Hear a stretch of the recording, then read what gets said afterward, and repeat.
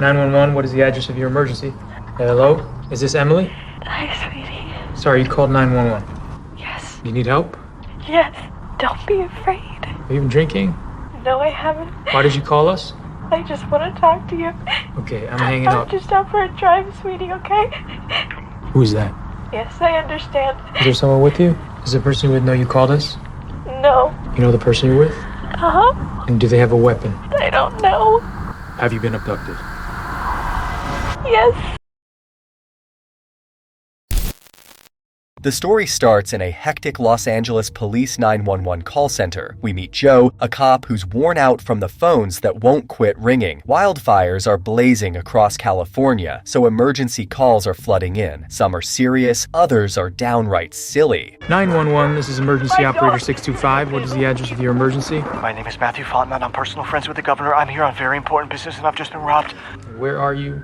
I'm in my car, man. Come quick! Where are you? Bro, doesn't your computer show that? I just told you I just got robbed! I'm not leaving my fucking car! What happened, sir? A woman pulled a knife and took my wallet and computer, okay? How'd she get in your car? Does it matter? She just jumped in, okay? What does she look like? She was young, okay, tall, dark skin, pink hair, in heels.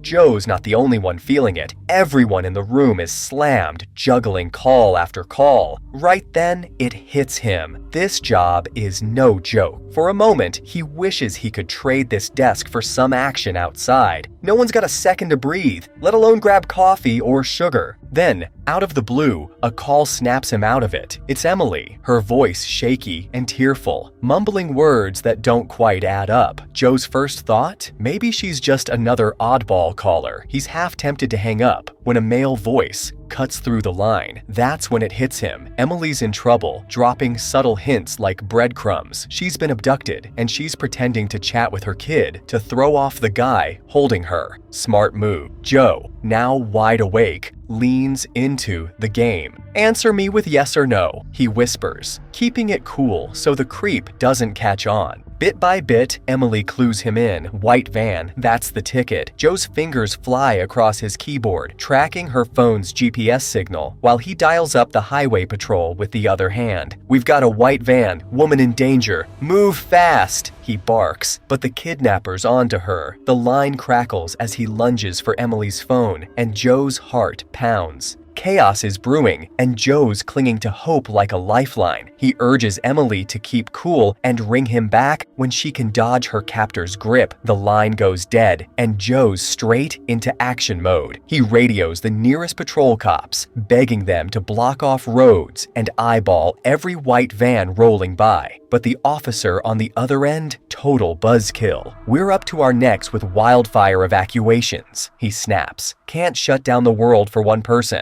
Give us a license plate, then we'll talk. Joe's steaming. Seriously, how's he supposed to magic up a plate number from thin air? No amount of pleading sways them. They're stuck on repeat. Plate number Joe. Get it. Frustrated but not out, Joe digs into the police database like a detective on a mission. Bingo! Emily's address and home phone pop up. He dials, and a tiny scared voice answers. Mommy? This is Officer Joe Baylor, LAPD. Is your mommy or daddy home?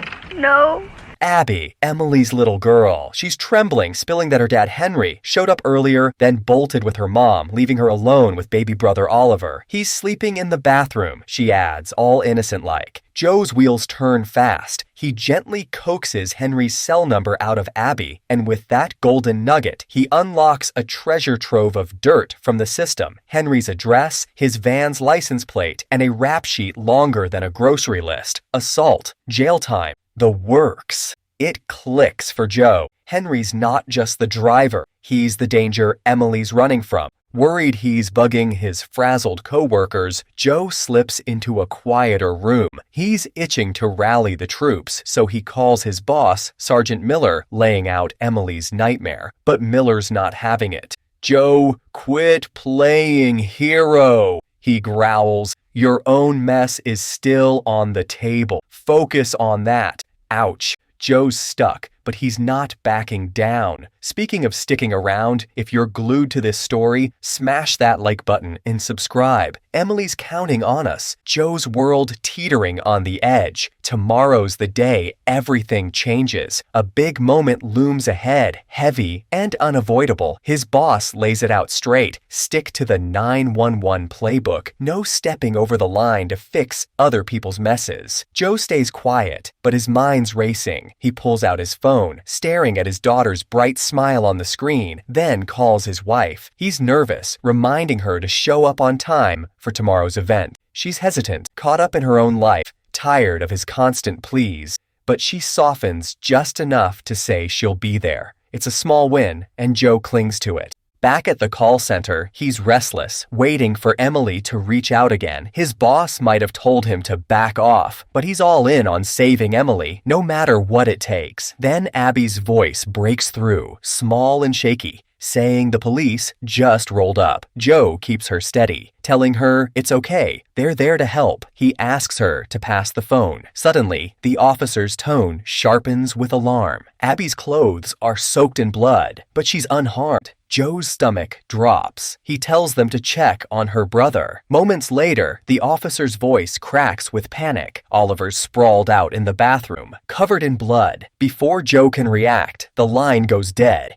Anger surges. Joe's gut screams Henry's behind this. Emily's husband, the shadow in this nightmare. Hands shaky, he dials Henry's number. When it connects, Joe lets him have it, saying he's a cop who's already pieced together the chaos Henry's unleashed on his family. Henry's a wreck, shouting, stumbling, cornered by the truth. Joe can't hold back anymore. He's furious, telling Henry a prison cell isn't enough for someone so heartless. He'd see him pay the ultimate price if he could. The call cuts off, leaving Joe simmering in the silence. Joe's next move? He calls up his buddy Rick, a fellow cop. Laughter explodes through the phone. Rick's clearly at a bar, probably a few drinks deep. Joe chuckles, telling him to take it easy and be ready for tomorrow. Rick's nervous though. He's been hiding something, just like Joe's wife. Joe keeps it light, promising him everything's going to work out. He swears once this mess is done, he'll stop dragging people into his chaos.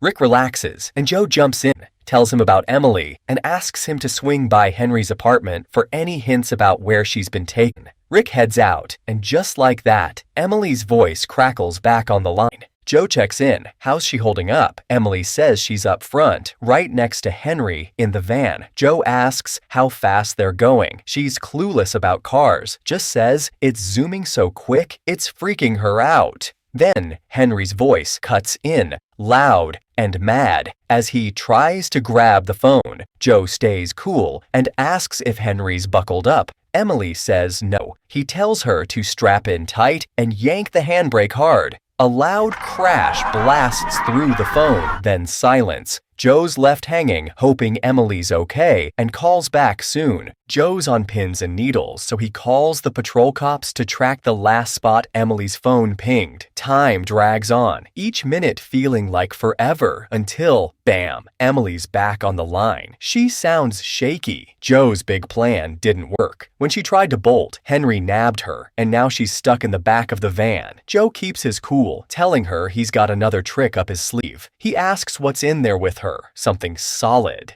Emily rummages around and finds a brick. Perfect. Joe lays it out. When the van stops and Henry opens the door, she's got to smack him hard on the head with that brick and run like the wind. Emily's tears slow down. She says talking to Joe makes her feel steadier. They mutually feel a connection. Then she spills something wild. She's confused about why Henry's so mad. She was just trying to help their son, Oliver, by getting snakes out of his stomach. What was that?